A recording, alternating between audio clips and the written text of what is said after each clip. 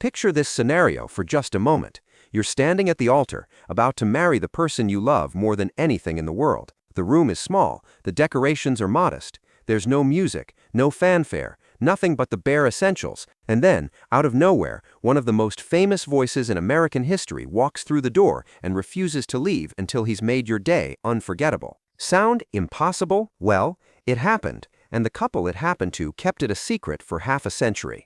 This is the true story of June 12, 1972, the night Dean Martin did something so unexpected, so completely out of character for a megastar, that even the people who witnessed it didn't believe it was real. But here's what makes this story even more incredible. The consequences of that single act of kindness didn't stop with one magical wedding ceremony. They rippled forward through time, touching 3 entire generations and changing the lives of hundreds of people who never even met the man.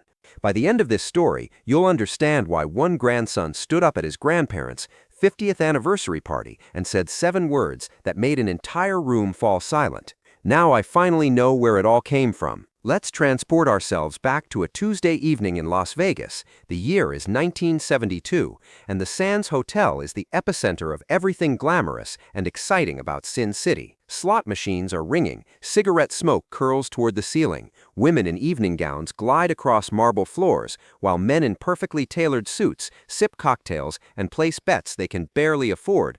Up on the main stage, Dean Martin is preparing to deliver his second performance of the evening. He's 55 years old and at the absolute pinnacle of his fame. Every seat in the house is sold out. 3,000 people have paid premium prices just to see him croon, joke, and sip what everyone assumes is whiskey, but is actually apple juice.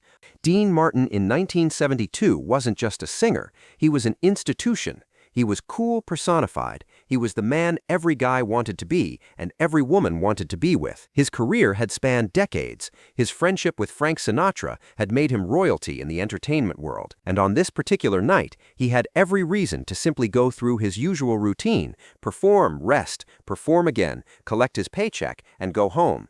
But something was about to interrupt that routine. Something small. Something most people would have walked right past without noticing. While Dean Martin was preparing for his evening shows, 3 floors above the main casino, in a chapel so small it barely qualified as a room, 2 young people were about to exchange vows that would mean everything to them and nothing to anyone else. Their names were Thomas and Catherine Reynolds. He was 24, she was 22. They'd scraped together every dollar they could find just to afford this moment. Thomas worked construction in Ohio. His hands were calloused from years of physical labor. His suit didn't fit quite right because it belonged to a coworker who'd loaned it to him for the occasion. His parents had died when he was young, and his only brother was serving in the military overseas. He had no family present for the most important day of his life. Catherine was an elementary school teacher with dreams that far exceeded her salary. Her wedding dress was simple, bought off the rack at a department store. It wasn't the dress she'd imagined wearing as a little girl, but it was the dress she could afford. Her sister Mary had driven 12 hours from Ohio to witness the ceremony. That was it. That was the entire guest list. They had $300 to their name total. Half of that went to renting the chapel for exactly 1 hour. There would be no reception, no band, no photographer, except for Mary's cheap camera, no flower arrangements, beyond a handful of daisies that cost $3 at a gas station on the way to the hotel. The justice of the peace, who would marry them, was already tired. This was his 7th wedding of the day. He'd performed so many ceremonies at the Sands that he'd memorized the words and could recite them without feeling. To him, Thomas and Catherine were just another couple in a long line of couples. He'd forget their names before the hour was over.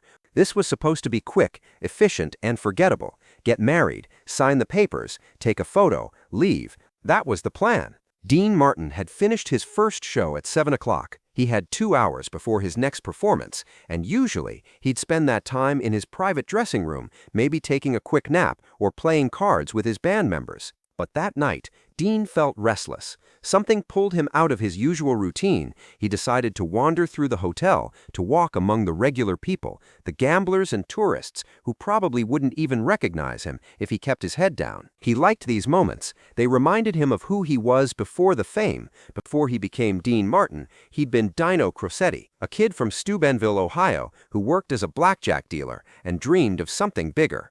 Walking through crowds anonymously brought him back to those days when he was just another face in the crowd. As he moved through the casino floor, something caught his eye near the elevators. A young woman in a white dress, crying, not tears of joy. These were different. These were the tears of someone disappointed, someone who'd hoped for more but learned to accept less. Next to her stood a young man in an obviously borrowed suit. He was holding her, trying to comfort her, but he looked just as crushed as she did.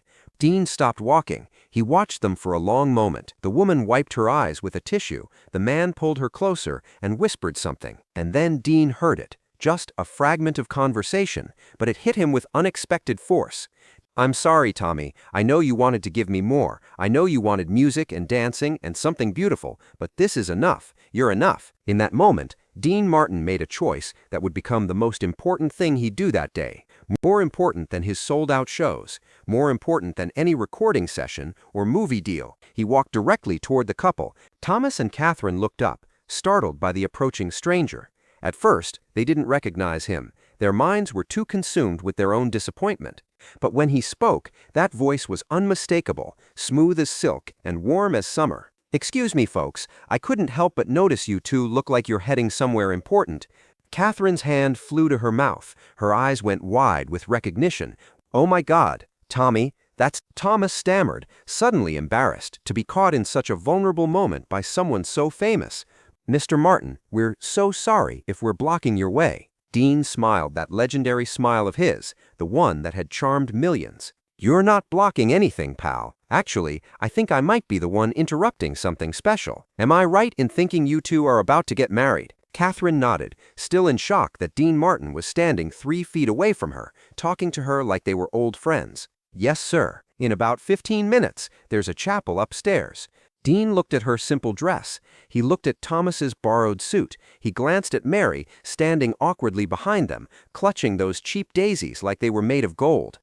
"And let me take a wild guess here," Dean said, his voice gentle and understanding. "You're doing this without all the fancy extras. No band, no singer, just you two and the love you've got for each other." Thomas felt heat rise to his face. He was embarrassed, but he wasn't ashamed. "We don't have much money, Mr. Martin, but we have each other, and honestly, that's all we need." Dean put his hand on Thomas's shoulder. The touch was firm, genuine, the kind of gesture that comes from real respect.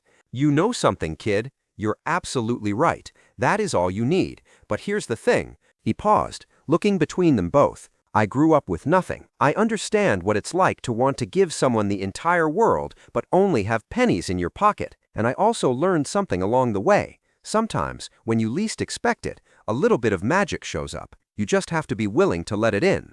Catherine was crying again, but these tears were different. "Mr. Martin, are you saying—" Dean interrupted with a wink. "I'm saying I've got about 90 minutes before I need to be on stage, and I can't think of a better way to spend that time than making sure you two have a wedding worth remembering. If you'll have me, I'd be honored to sing at your ceremony." The silence that followed was absolute. Thomas couldn't find words.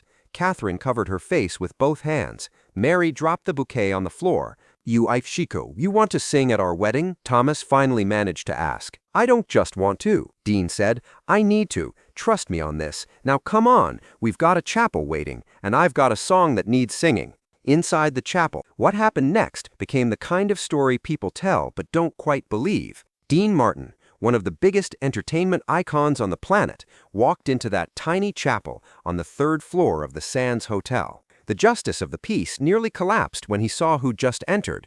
Dean didn't ask permission. He didn't make any grand announcements. He simply positioned himself near the altar, nodded at Thomas and Catherine, and said, "All right, let's get you two married." The ceremony began. The justice of the peace fumbled through his lines, clearly rattled by the presence of a legend, standing 3 feet away. Thomas held Catherine's trembling hands in his own trembling hands.